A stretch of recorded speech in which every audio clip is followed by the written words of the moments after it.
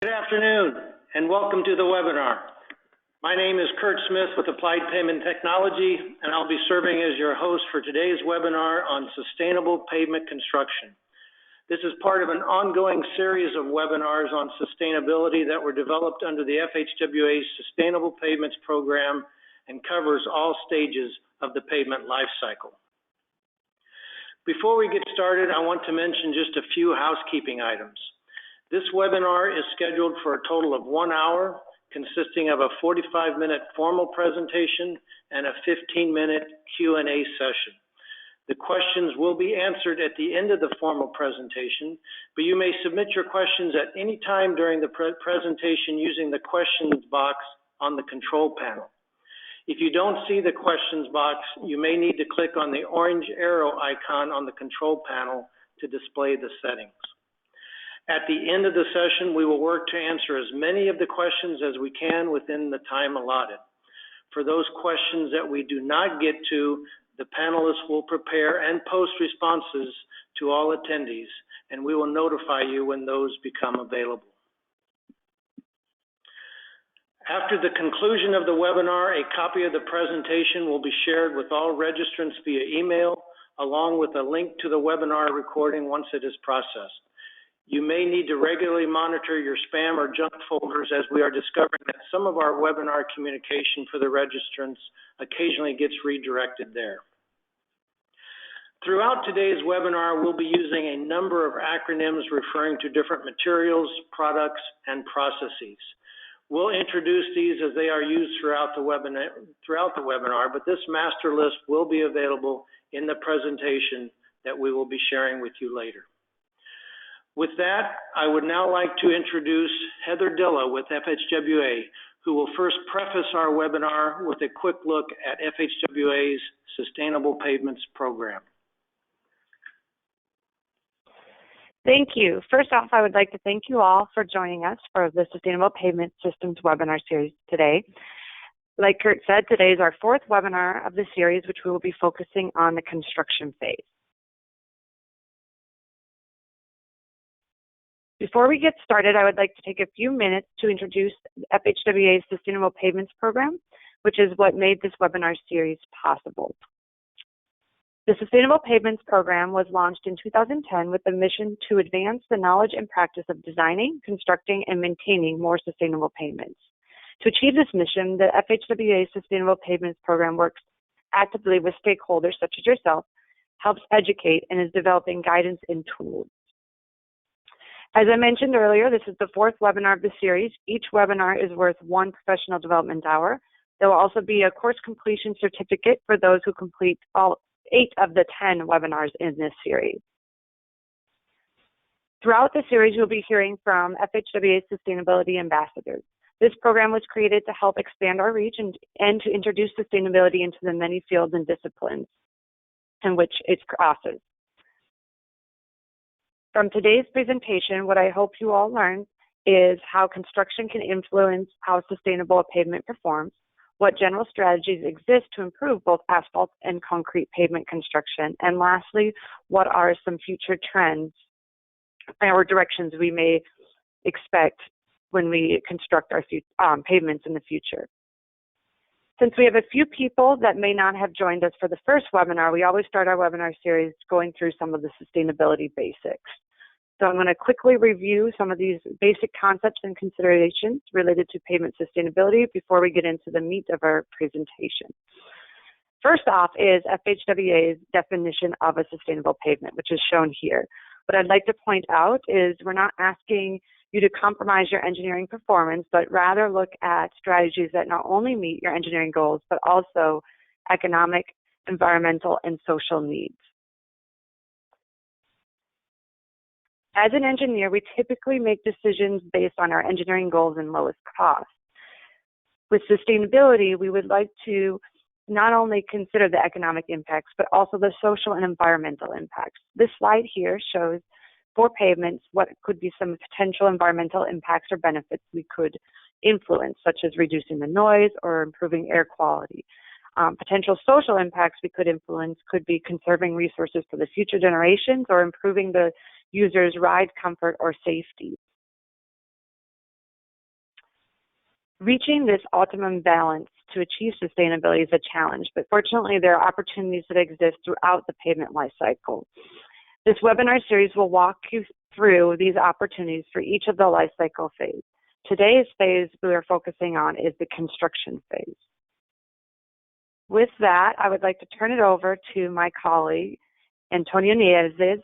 Antonio is FHWA professional, but he has over 30 years of experience with both asphalt, concrete, and construction. He has worked with FHWA's National Highway Institute, the Long-Term Pavement Performance Program, and international programs.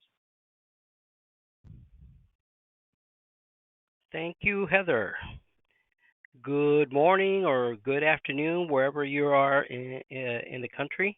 Thank you for attending today's presentation. So I am going to dabble a little bit into the area of construction and what construction considerations are related to pavement sustainability. So in the next few slides, we're going to look at sustainability impacts in construction. The different stages of there you go. Sorry about that. The different stages of construction may have several of its key components directly affecting sustainability. Key impacts to contractors are fuel and energy consumption. Key impact to both contractor and the public are exhaust and particulate emissions coming from multiple construction equipment on the job site at different times during the construction day. And key impacts to the traveling public are traffic delays, congestion, noise, emissions, and pavement surface characteristics as a part of the regular sequence of events in the construction at any given time in the construction phase. Note that pavement surface characteristics at times seem to be more visible to the traveling public, but all others contributed to the financial, human, and environmental impacts. On the engineering side, the overall performance of the pavements is functional, structural, and long-term performance effects. Sustainability, high-quality construction tends to extend the life of the pavement, and if we combine that with sustainable materials, intelligent construction technologies, the overall performance of the pavement is improved. Case in point, the use of recycled materials have proven that the use of these materials in construction can assist in reaching our sustainability goals. Over the next several slides, we will explore some general strategies for improving sustainability through construction and what factors they affect as part of an overall strategic approach to sustainability. Just to remind everyone, every facet from concept to design to material selection, equipment use, and finally construction techniques and technologies can contribute to your overall sustainability goals. Some of these strategies are being used right now. They're not new.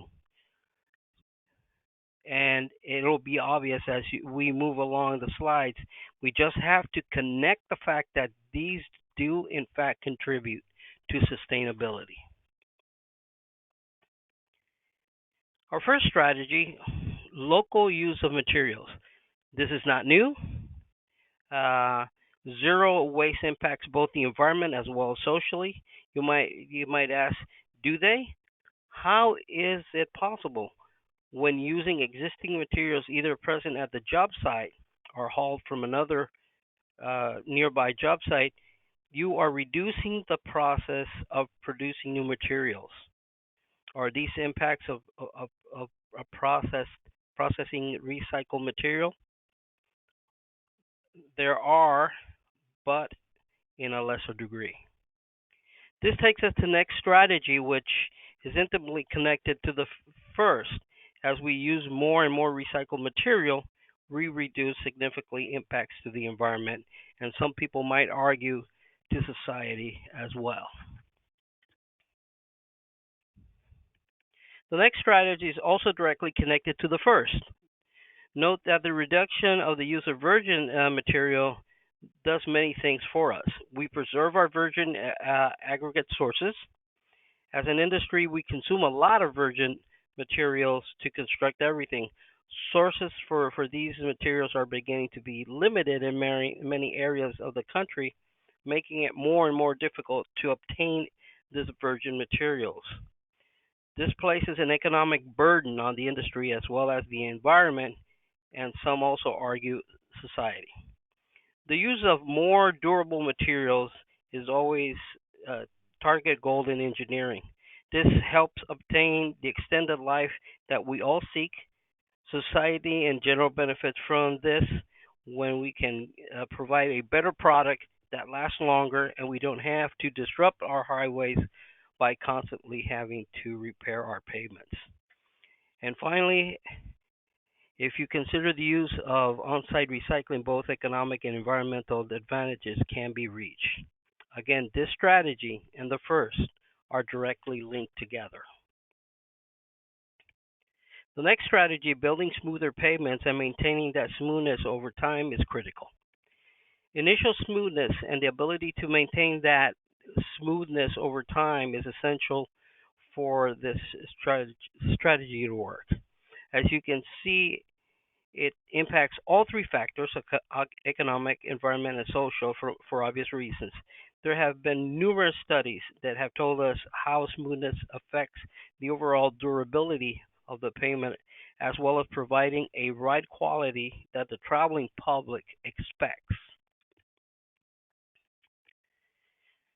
Strategy number 4 deals with energy consumption. Many of these strategies are already considering, and in some cases using, minimizing haul distance and use of appropriate equipment are common sense strategies that our contractors are using today. They want to be competitive, and this is where the budget is impacted the most. Reducing idle time. This strategy is always on the mind of the contractors because idle time is waste time and their equipment is not being used, and wear and tear while idling is still a thing that affects the bottom line. Fortunately, this next strategy is moving along in leaps and bounds. Pushed by industry, the use of alternative fuels is already here, as well as cleaner running equipment, and the tiered structure of equipment is rolled out. Noise reduction. Again, please note that some of these strategies you are currently using. Construction time restrictions. Why? Our customers, the driving public, are asking for this. That's why night paving has become the new norm, if you will. This strategy helps reduce congestion at peak times of the day. This alone impacts greatly the economy, the environment, and socially. By properly maintaining and modifying construction equipment, we'll guarantee that we keep noise levels to an acceptable level. Can we completely eliminate construction noise? No, we can't, but we can reduce it to an acceptable and manageable level so we can reduce the impact to the environment and the traveling public. The next strategy, accelerate construction, is already built into the DNA of the Federal Highway Administration. One of the key components of the Everyday Counts initiative is to bring to the forefront technologies that accelerate construction. Even if we consider just improving our processes, this alone can have a huge impact on sustainability. Adopting more efficient work zone traffic management strategies through the use of software and processes as more intelligent construction sequencing along can manage to reduce traffic delays and congestion. This coupled with intelligent construction like advantages like advanced warning signs and aggressive public announcement campaigns have proven extremely effective on projects right now. As a strategy, this one impacts all factors. Erosion control, water runoff, and sedimentation. This strategy is being used right now on all projects, or at least on the majority of our projects. Whether you have a programmatic agreement with your Department of Natural Resources, FHWA, EPA, Fish and Wildlife, these strategies have been around for quite some time and you have used them. Whether you have considered these a sustainable strategy in the past or not, a case can be made that they are, arguably impacting all factors as you can see. Evaluating innovative contracting with environmental considerations. Multi-parameter bidding systems and incentive programs for retrofitting equipment directly affect the extent by which many of these strategies can be applied. Again, affecting all factors. Innovative contracting offers the opportunity to states, agencies, and contractors to think outside the box and implement innovations that are geared towards improving sustainability. Now let's examine some sustainable considerations for asphalt pavement construction. Let's take a look at the construction equipment. Achieving target density requirements. Targeting densities on projects with innovative projects such as warm mix and using updated practices such as following newer laydown temperature requirements and equipment such as intelligent compaction can impact greatly your sustainability programs. Pavement segregation. Using thermal infrared bars to identify points of segregation on pavement during construction. Increased use of material transfer vehicles. This technology has been in practice for quite some time, and it has not become a standard practice, but this technology helps in controlling the release of emissions, but also maintains uniform temperatures as well. The transport and handling of materials also affect the segregation, but at the same time impacts two factors, the environment and socially as well. Constructing effective longitudinal joints. By constructing effective longitudinal joints that last longer also helps sustainability as well as extending the life of pavements. If we construct longitudinal joints more efficiently and avoid segregation, there's no need to come back and repair it, creating another series of construction events that affect sustainability. Also, the use of sealants in the joints helps keep water out of the joints and our state agencies out of traffic repairing poorly constructed joints. Achieving target smoothness requirements.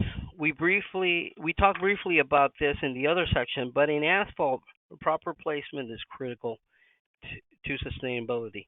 A vehicle running on a pavement with poor ride quality has been proven that it increases the release of emissions, therefore impacting the environment as well as socially. Future direction and emerging technologies. The use of emerging technologies such as non-destructive testing, ground penetrating radar, infrared thermal technologies, spray pavers, material transfer devices can reduce the amount of emissions. Now let's look at some strategies in construction for concrete pavement construction.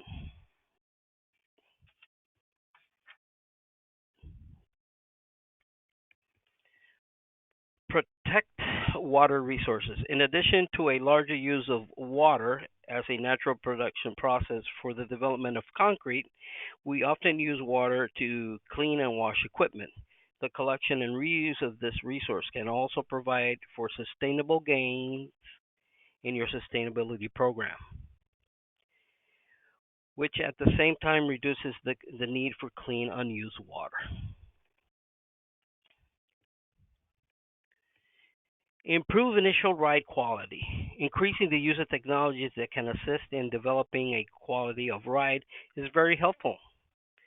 Two-lift paving and real-time profile measurement gives the state agency and contractors a great ability to provide a smoother pavement, impacting less the environment and society. increasing pavement service life. We are already doing this by providing dowels and dowel bar retrofits on pavements and enhancing curing practices, all industry standards right now. Balance friction and noise. A well-balanced friction course, which affects the tire pavement interaction, can reduce noise. This can be achieved by how we provide texture on our pavement surfaces. In concrete, we do this through surface finishing. Turf drag, which improves friction, tining, transverse improves friction, longitudinal reduces noise, exposed aggregates reduces noise, and diamond grinding also reduces noise. Diamond grooving reduces noise and also reduces hydroplaning. Future technologies. To just name a few, we're not going to address them all. For example, a rural compacted concrete or RCC, supplementary cementitious materials used in RCC such as fly ash and ground granulated blast furnace slag can be used, reducing the amount of Portland cement added. Faster paving, labor savings, and safety are all key issues that this technology addresses. Under safety, these pavements would be lighter colored surfaces, which are much easier to see at night than asphalt. On the sustainability side, with the right mix of aggregates, sand, and fly ash, the amount of cement required is reduced, making the environmental impact of RCC better yet. Real-time smoothness measurements, extremely important. Performance engineered mix as well.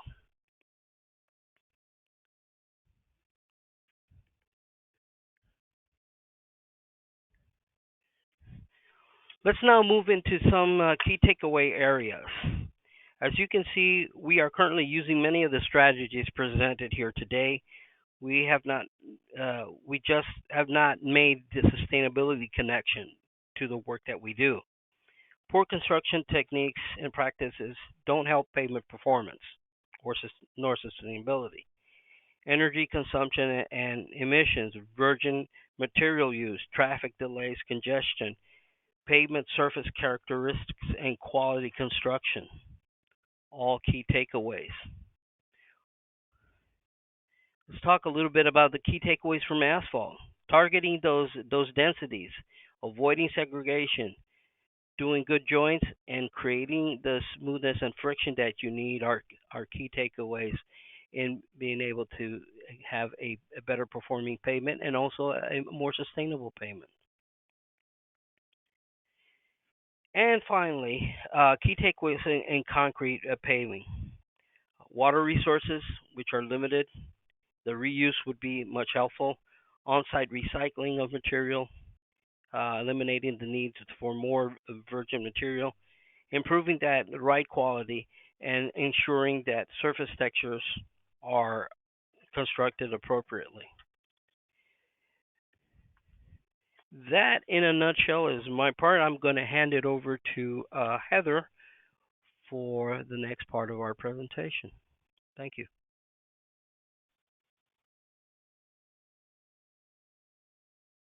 Thank you, Tony. Today's presentation gave you an overview of various technologies that are available for construction practices. If you would like to learn more, I encourage you all to visit FHWA's website. The links are in these presentations. Kurt will be sending out the PDFs, and so you can click on the links. They should be hot linked, and it will take you to the site. Otherwise, another way to get to our website is to Google Sustainable Pavements FHWA. Usually that always works for me, and we're the top source there. The web page is green, so if you see a green in the icon here that's up in the top corner, you know you're at the right spot. Some of the items I would like to highlight, the resources that we have available is towards the Sustainable Reference Pavement System. This document is really what inform these presentations. So Chapter 5 is all on construction. So I encourage you, if you want to read into more details about any one of these technologies, check out Chapter 5 of that Towards Sustainable Pavement Systems. It's a reference document. It's quite lengthy, so that's why we call it a reference document. With all these techniques, it's important to assess and understand what are the potential environmental impacts, as well as some of the social impacts. So FHWA has a rating system called INVEST that you can reference for some of the social aspects of pavements or transportation projects as a whole. But as far as environmental impacts, FHWA has a framework for life cycle assessment. So there's a link there for that framework if you want to get into that assessment. We will be covering life cycle assessment in this as part of this webinar series. So stay tuned for that. We have a variety of tech briefs that are also available. These are good short documents that kind of give you an overview. If you want to help communicate it to others in your leadership, they may be more applicable for that. And then there's a older webinar series that is also available on our website. The Sustainable Pavements Roadmap is there that sets out some of the activities that we're working on now and focusing on in the near future. With that, our next webinar will be the Maintenance and Preservation webinar, and that's going to be in February. So please tune in for that webinar. As we get the webinars posted on the website, we are posting them on the links. They will be posted on FHWA's YouTube channel, so you can find them there. And then there will also be a link on our website as well. So the first two are posted, and the links are shown here. We're working quickly to try to get webinar 3 posted as well. All the questions that we do not get to during this during the live webinar series, we are trying to answer them as well. It just takes us a while. I think one of our first webinars, we had over 40 questions. So we're trying to get all the questions answered and published as well. So on our website, you'll have the link to the recording of the webinar, as well as the question and answer once they become available. So we'll share that with you as well. If you have any specific program questions or requests, please don't hesitate to contact myself or Monica Hawadu. And with that, I would like to turn it over to Kurt, who's going to moderate our question and answer for this session. All right. Thank you, Heather, and thank you, Antonio. We appreciate that information that's been shared. And again, we encourage everyone to submit questions, again, using the questions box on your control panel. We're starting to get a few of them trickle in, but we encourage people to weigh in at this point and let us know some of those burning issues that might be at the forefront of your mind. To first get started, I'd like to direct this question to Antonio. Antonio, there was a reference to a zero waste approach. I wonder if it would be helpful if you could expand a little bit on exactly what that zero waste approach is. Thanks, Kurt. I don't have any particular information right now with me.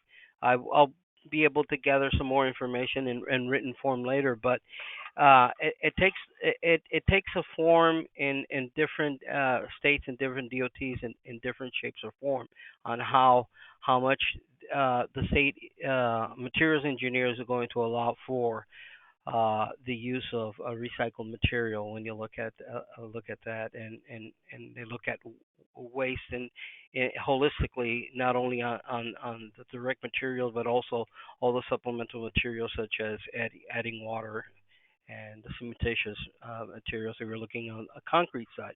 So I'll be able to elaborate a little bit more with more in-depth in our FAQ that we will develop eventually later. All right, thank you. And I'd like to direct this question to Heather. Heather, could you elaborate on the sustainability advantages of a smooth pavement? Pardon me? The sustainability advantages of a smooth pavement. Could you Oh, elaborate on smooth. what those? Yeah, smooth, Yes. as in not. Yes.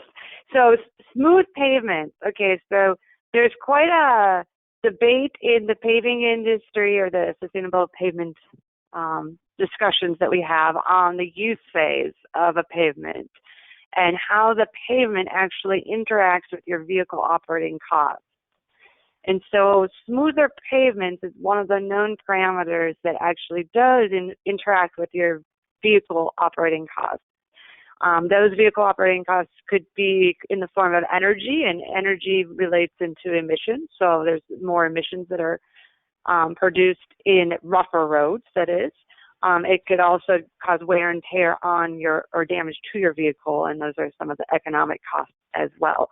So we do know that smoother roads lead to more improved vehicle operating efficiencies, and so that's why we tend to promote smoother roads as a more sustainable technology. Yeah, you're absolutely right, and that is a good example of a sustainability technology that hits on all three legs of the sustainability stool. I mean, there's definitely environmental, social, and economic benefits associated with smooth pavements. That is correct. I don't know. I'm sure there's also safety implications, so that would be a social side. If you have rougher roads, you could probably have more accidents as well. So smoothness is an overall winner. Right, absolutely. I'd like to turn it back to Antonio. And Antonio, there's a question about how would you reuse concrete wash water? That was noted as one sustainability tactic for concrete pavement construction. Oh, yes. Wash water, when you look at it, that material that you use for example, wash ready mix trucks. If you are actually washing steel forms that you take off of a bridge, or you're dealing with an embankment with a particular form, that all can be gathered, and it can be reused as part of the development of future concrete mixtures that you might want to use on a lesser important area on your project. We all have projects that include sometimes curb and gutter that don't require virgin water to create that concrete for that particular instance. Also, it can be reused and at another site as water for washing other equipment without actually sending it out all out in the streams or the gutters that you have nearby, or ditches, which in fact we're trying to eliminate, trying to get that water into those streams because it carries other particulate materials from the actual construction, sand, sometimes gravel, and the cementitious material, all mixed in there as well without properly disposing of it. So there are many little tricks and traits that contractors have used before on the reuse of the water. It's not something that's new, but if you look at your long-term plans and designs of the different projects, you can incorporate in almost any of them when you're using water to wash down these equipment to be able to reuse it, to collect it and reuse it again.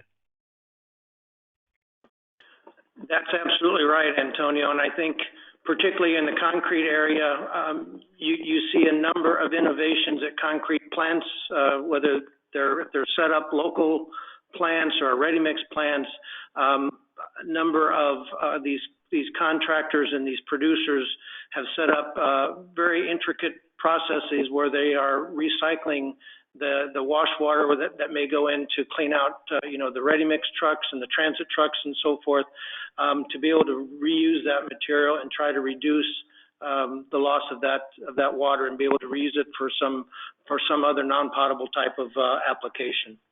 Correct. And Kurt, thank you for bringing that subject up, because I kind of implicitly said it there, but it's really important to let everybody know that don't just think about what's happening on the job site. This case that you brought up at the plant, or they're actually producing the material for you, is connected to your project. So if you figure out uses of how to collect wastewater in your project, particularly at the job site, fine. But these plants also, like Kurt said, is also part of the holistic system of sustainability. You have to look at the plants and how they're using the virgin material, the water and whatnot, and question them. Do you have a recycle program? Are you collecting and reusing, and what degree are you using that water that you're recollecting? So we have to all look at our sustainability programs as very holistically, not at the design side, not specifically just on the construction side, but also where your products that you're using on the job site are being produced. If you're looking at a plant who is actually producing your aggregate, well, they want to wash their aggregate and make sure that they eliminate some of the fines depending on the design of your mix. So that also is part of it as well. Right. Very good. Thank you, Antonio. Let's move on, and I'd like to assign this question to Heather. Heather, there's a question about if there are any particular DOTs that seem to be a front runner as someone who's leading in some of these sustainability initiatives. I would say there's quite a bit of DOTs that are actively involved in different practices in improving sustainability. There's one that actually has a sustainable pavement program. That would be Arizona DOT.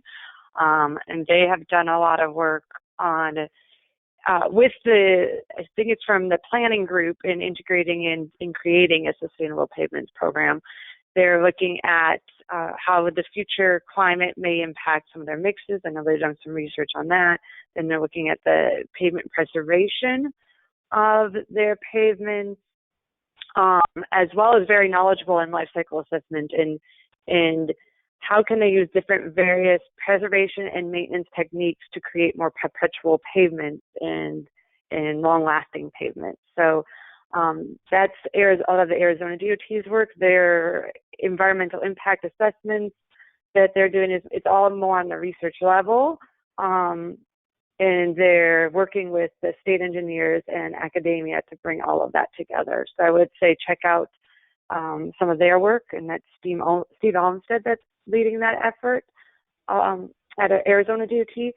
Then California is definitely one of the leaders in pavers. They've had a lot of various laws that have required them to do various initiatives, but as well as they've been forefront in trying to stay ahead of the laws. Caltrans has, I believe. So they're looking at green public procurement and including the environmental side of the analysis as part of decision making. A large effort to reduce some of their emissions. Then you have Washington DOT that has had some similar legislation that's come through or being proposed right now, I believe, on the green public procurement side of things, and using environmental impact or product declarations as well as life cycle assessments to make decisions. So Washington DOT is another leader, I would say, in some of the sustainability efforts. Minnesota is another one. Minnesota DOT also has, like Washington, has legislation that's being proposed. So they're all very similar. New York DOT, they have a green rating system that they've created for themselves that highlights various initiatives that they've seen are best practices and give points to help the engineers design more sustainable pavements. Illinois DOT has done some benchmarking in the Illinois Tollway specifically. I know they did a zero waste project and have a life cycle assessment tool. So I think those are a lot of the ones that I know are active. The Sustainable Pavements Technical Working Group has many other DOTs that are participating. They're all participating at various levels and degrees.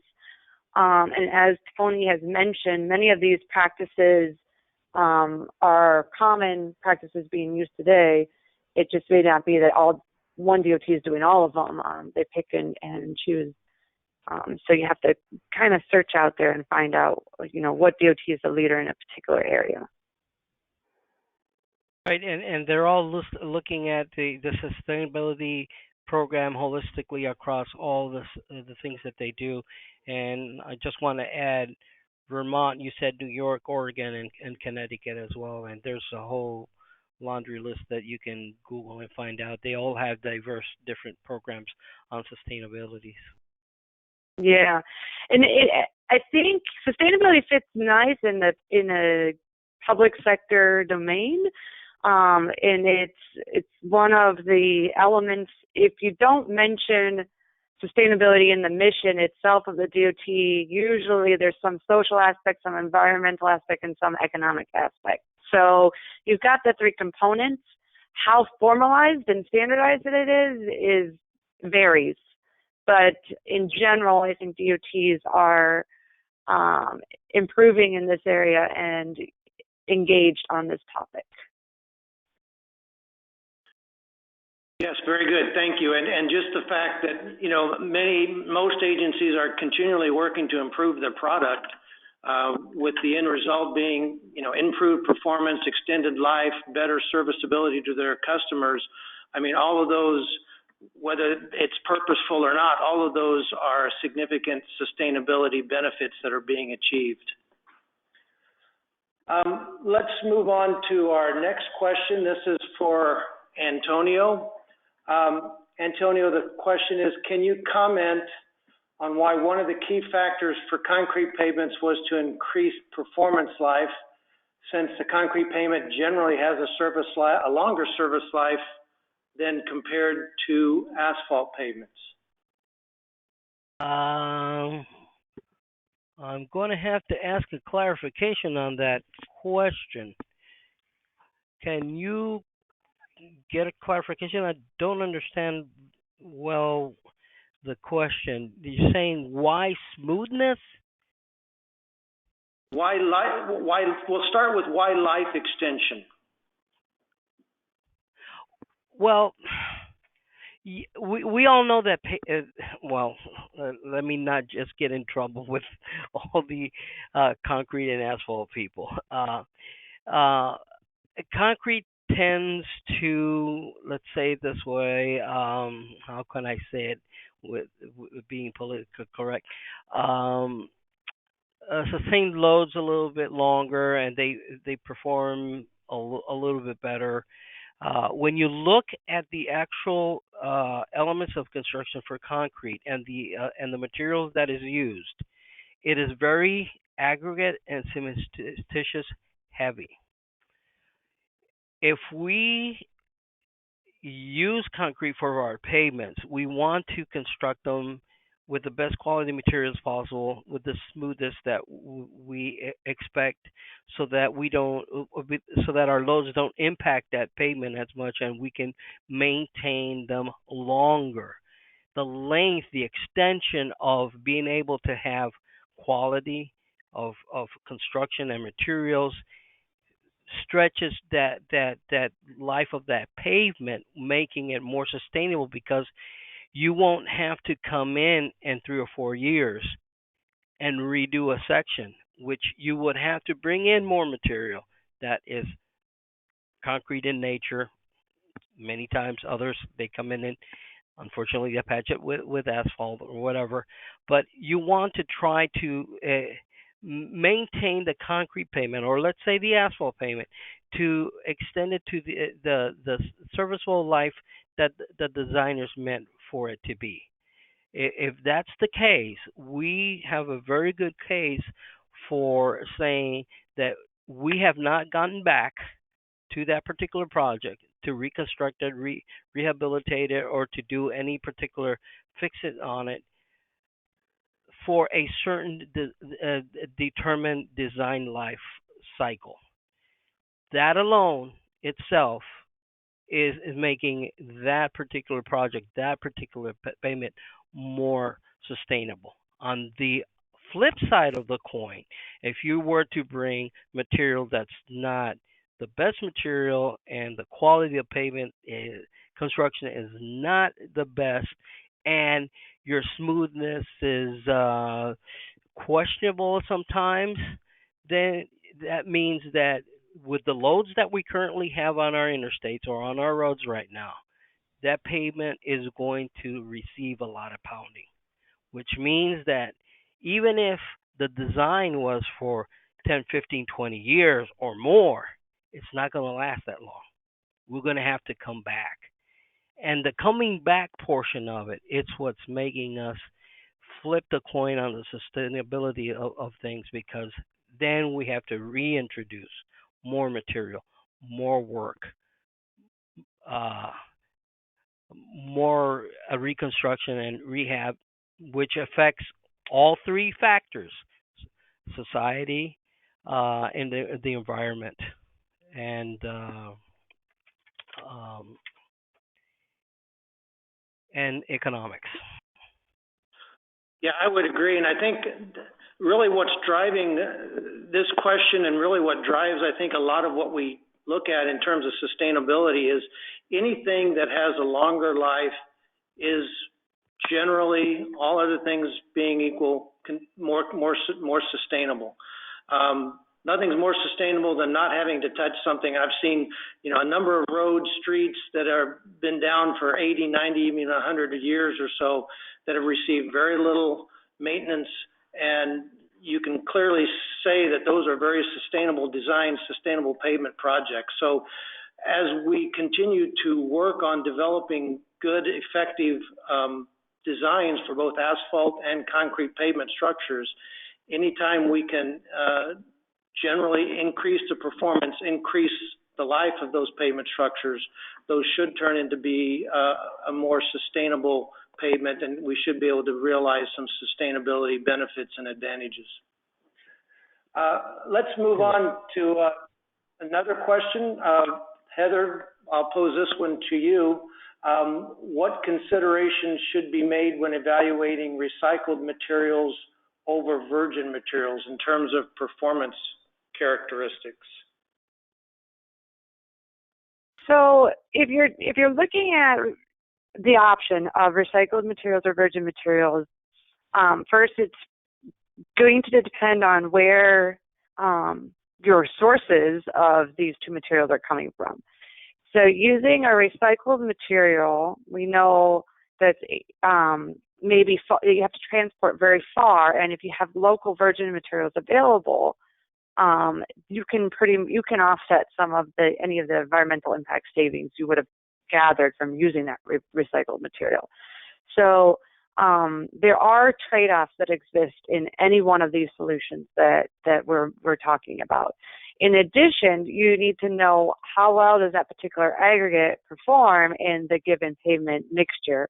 You certainly don't want to introduce a recycled aggregate material that's not going to perform very well and not have that long-lasting life than in comparison to a virgin material. So you have the overall how long will it last, and then also the considerations of where are these material sources coming from, because the transportation distances can play into that factor. So those would be the two factors that I would look at. I don't know if there's anything else you want to add, Kurt or Antonio? Well, you'll have to play with the design. The designers of the pavement is going to eventually tell you how much percentage wise of, let's say for example, of recycled aggregate you'll be able to put into the mix without compromising the design, without compromising the performance cycle that they're expecting out of that pavement. So I would That's say a good point.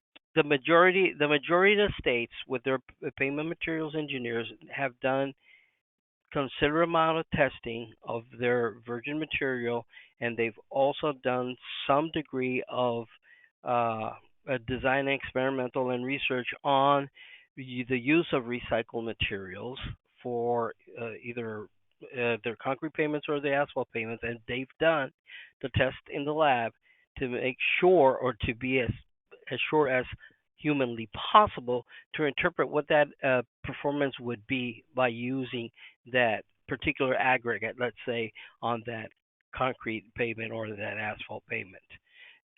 And That's a good point, Tony, because they could also put it in different layers of the pavement.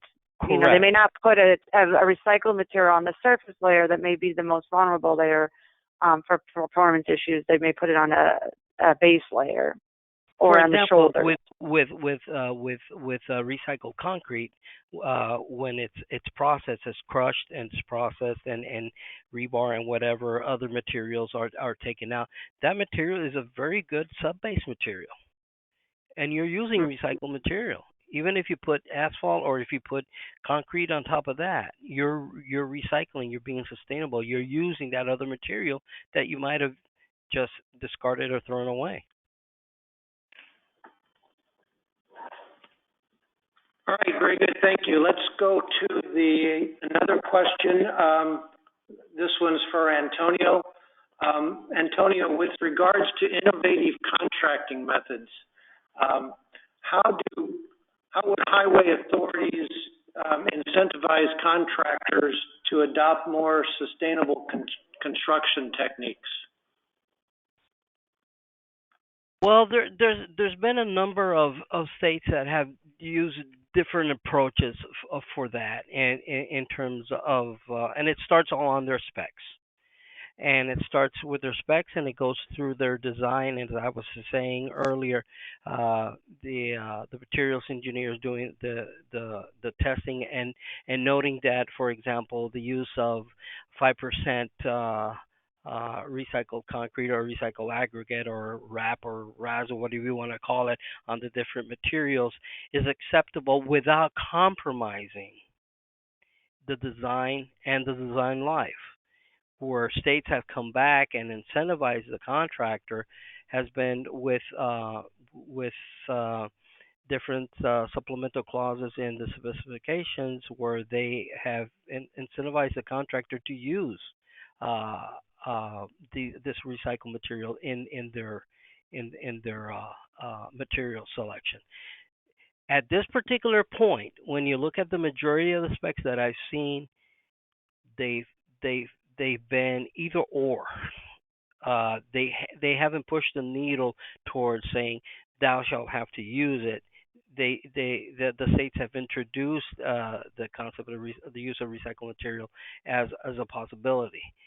It's on the contractor side where the states incentivize them by saying, please consider using recycle on X, Y, or Z mix, and they will incentivize them monetarily at different levels, as especially if the materials pass the compaction and materials testing, and they demonstrated the proper use of the material, and they used the quantities that the mix design engineer came up with, 5, 6, 7%, whatever. It's as you look at the different specifications through all the different states that have been using incentive clause for using recycled material, you'll see all sorts of gamuts. Where we're going to have a watershed moment is going to be when the states are seeing great results with the designs that they are coming that they're seeing from the contractors and their work being laid down. So there's no substitute for poor workmanship and poor materials. If you have good materials, even if you have recycled product into your particular mix, and you do a very good work on the building of the particular project, you should have a very good performance curve for your particular project. It's when you have a bad use of the material and bad quality construction that compromises the state's ability to get to that watershed moment and say, we're going to go full recycle on all projects that are designated X, Y, or Z. So I can assure you we're headed there, but right now all the states are at different, let's say this way, comfort levels. And the implicit assumption, which really isn't necessarily always true, is that a greener or a more environmentally friendly solution is always going to be more expensive. In many cases, that's not always the situation at all. The use of certain recycled materials and products and so forth can very easily and cost effectively be integrated into different pavement designs, often at a lower cost. So then you can play up both the economic savings and the environmental benefits. The overarching goal or objective, though, is to make sure you're not sacrificing performance at all. Correct. And just to follow up real quickly on what you just said, that's extremely important. But also, we're in a different place in time where we do have those conversations on the side that say, well, yeah, we got to go sustainable. It's going to cost us more. That's not true. It's not true, because that was probably the thinking years ago. The way that the recycled material is being processed right now and being used, it's a whole lot different than when people were saying, yeah, it's going to cost us a bundle to use recycled material. It's not true anymore. And remember, it's not just about recycling either. There's so many other different aspects of sustainability. And just for everyone's information, FHWA is currently working on a series of case studies highlighting different aspects of sustainability, how different agencies, DOTs, employed different strategies that provided some very distinct sustainability benefits. So those should be coming out within the next several months, and I think that'll help demonstrate or document some of these different benefits that can be associated with different strategies. Kind of tied into this particular topic, Heather, I'd like to pose this question to you. Is there any push, or is there something similar to LEED that is being used within the highway pavement infrastructure? And is kind of tying in again, how do we try to incentivize the use of some of these green practices? Good question. So FHWA has the INVEST program. That is a voluntary program, so it's very similar to LEED, and it does have a lot more credits, I guess, related to pavement best practices and materials. I know that they're actively in the working on an update, so to include some of the newer technologies and assessment techniques that we have been mentioning today.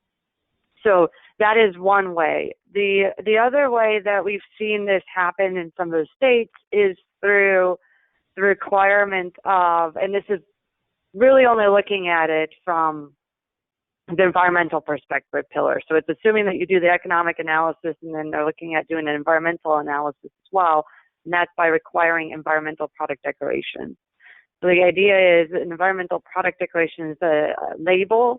It's almost like a nutritional label, but it would give you the environmental footprint of a particular product. Typically for paving materials, they're cradle to gate, so it wouldn't be a full life cycle. You would have to assume that you're comparing one material that used from the same product stream. So you could compare aggregate to an aggregate because they're both the same product, but you would have to assume that they would have the same performance. And if they have the same performance, you could use that label to choose between one and another.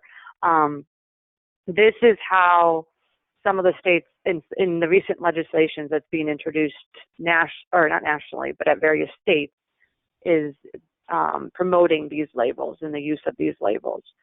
You could then, if you collect a lot of these labels, you could then use this information as a data source into that full life cycle assessment that an agency could do to inform either material selection, design, or a pavement design per se. So that's where we're moving.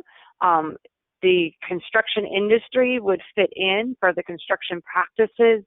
They would fit in through, I believe, through BIM models. I think that all these labels will soon be electronic, and we're moving towards more data-driven decision-making and using this information from all the different life cycle or phases of a pavement. So it's going to cross many different stakeholder boundaries. And so we're looking to share that information and learn from it to make better and more informed decisions. And so I think that's another avenue, focusing on how we can incentivize that. There's different approaches on incentivizing improvement. Some are looking at materials and creating thresholds, and so they're looking at it, for example, again, with aggregates, they're going to look for aggregates that are lower than some threshold that's defined, and then they would select it. There's other approaches that you would use it. If you had some LCA for a given project, you could come up with a threshold for that particular project and leave it up to the material manufacturers and producers to come up with some design and choose the right suppliers and materials that meet that threshold or below. And so there can be incentives placed there as well, or disincentives. But every state is looking at it differently and using different approaches. Yeah, it's very, very true. Thank you, Heather. I think we're now pushing up against the time limit, so I think we're going to cut things off right there. We will post answers to all questions that were raised in today's webinar, and we'll let you know when those become available. So thank you so much for your time and attention today. We hope you found the webinar informative, and we look forward to having you attend our next webinar presentation, which is scheduled for February 13th. So long, everyone. Thank you.